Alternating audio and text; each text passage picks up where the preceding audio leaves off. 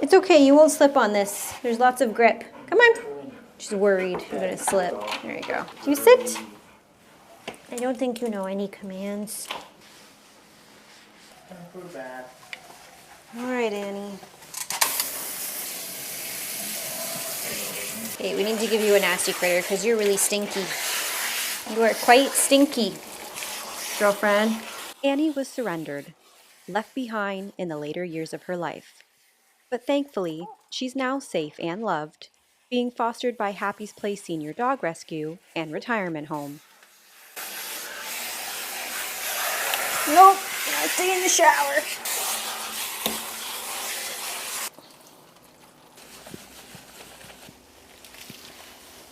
Okay, I need to add some more shampoo. She's actually really quite dirty. Happy's is an incredible organization that takes in senior dogs who are often at risk of being euthanized simply because of their age. They give them comfort, care, and dignity in the time that they have left. Oh, please don't leave. Baby, go back in. Back it up. Come here. There you go. Back it up a little. Come here. There you go. Annie actually comes from the same rescue as my own senior dog, Sprout.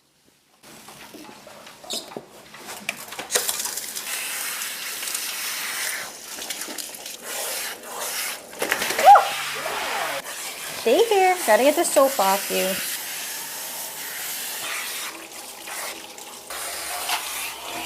Aww.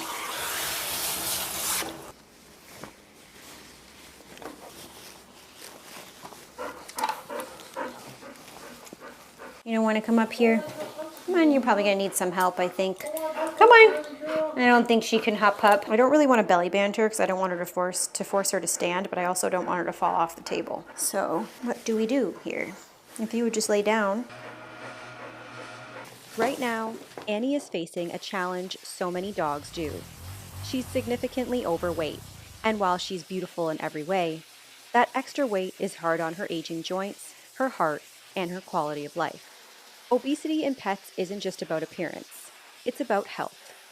For seniors, it can mean arthritis pain, difficulty breathing, organ strain, and a shortened lifespan. That's why Annie is now on a gentle weight loss plan tailored to her age and her needs.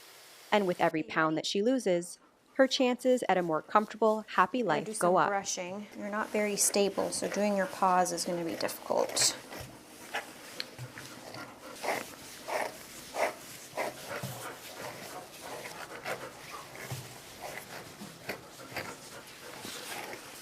Good girl, Annie. Just take a lay down. Annie doesn't want to lay down. Okay, good. I don't want to really lift her paw up because she's so unstable, so I'm going to try to clip these from here. They're not actually that long. Now sitting isn't ideal. If you lay down, that's a lot better.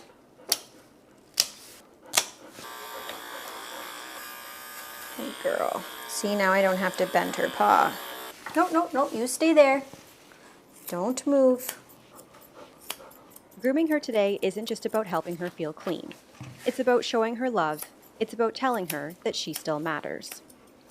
Every senior dog deserves to feel that, to feel valued, to feel home.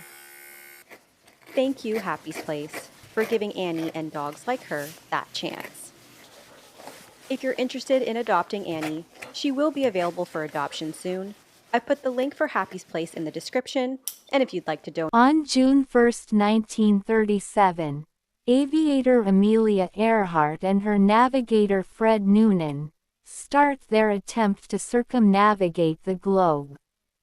Moving in vignettes from her early years when Earhart was captivated by an aircraft flying overhead on the Kansas prairie where she grew up, her life over the preceding decade gradually unfolds via flashbacks. In 1928, Earhart is recruited by charismatic publishing tycoon and adoring business partner George Putnam to become the first woman to cross the Atlantic Ocean, albeit as a passenger. Taking command of the flight results in success and she is thrust into the limelight as the most famous woman pilot of her time. Putnam helps Earhart write a book chronicling the flight, much like his earlier triumph with Charles Lindbergh's We. Earhart and Putnam eventually marry, although she enacts a cruel pledges her wedding contract. Embarrassed that her fame was not earned, Earhart commences to set myriad aviation records, and in 1932, recreates her earlier transatlantic flight, becoming the first female pilot to fly solo across the Atlantic. Throughout the next 5 years, Earhart falls into an awkward passionate affair with Jean Vidal. In a display of romantic jealousy, Putnam quietly tells Amelia that he does not want Vidal in his house. Annoyed by the seemingly endless agenda of celebrity appearances and endorsements, Putnam reminds her it funds her flying. Earhart returns to her husband as she prepares for her most momentous flight to date, to fly around the world, in a Lockheed Model 10 Electra, sponsored by Purdue University, with the help of navigator Fred Noonan. Vidal notes the biggest obstacle will be to locate tiny Howland Island. Earhart's first attempt ends in a runway crash in Hawaii, due to a collapsed landing gear, and her aircraft requires extensive repairs before the flight can be attempted again. Eventually, she takes the repaired Electra in a reverse direction, leaving the lengthy Trans-Pacific crossing for the end.